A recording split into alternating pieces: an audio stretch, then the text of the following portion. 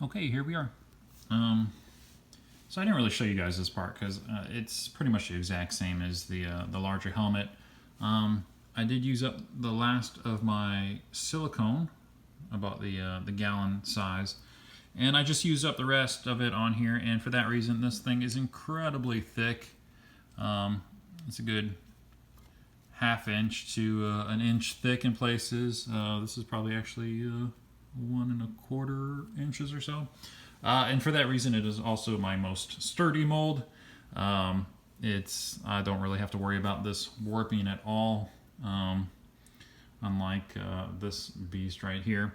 I had to make the mother mold in 2 different pieces to go around this chin. This chin piece really is just kind of like making this much more difficult.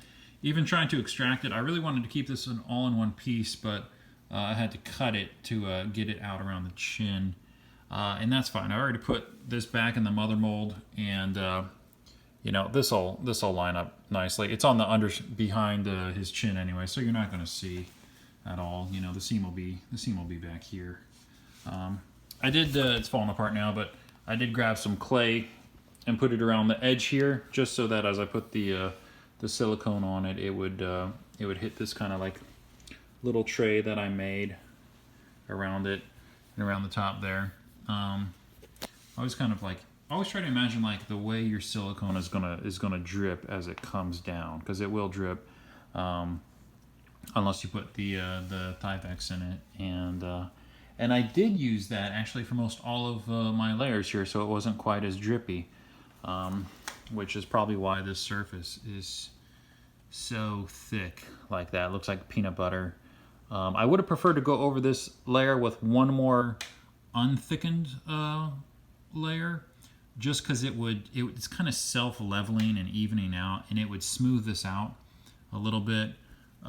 You can't tell, but I've actually gone in here with a pair of scissors, and like right there where I've got like a high point, and I just chop that high point off, because even you can see here all that detail is translated into the mother mold quite well. And in some places like this where you've got this really fine groove right here, if the silicone doesn't get back in that groove, then you can get ripples. That's not too much of a problem with this one, just because it's so damn thick. It's kind of absurdly thick, and I actually don't really worry about this thing at all. This thing is going to hold up really well, unlike this one where it's like 1/3 the thickness. But it's also 5 times the size. But overall, I think this weekend I'll try doing some roto casting here and knock this face out and throw it on that bad boy.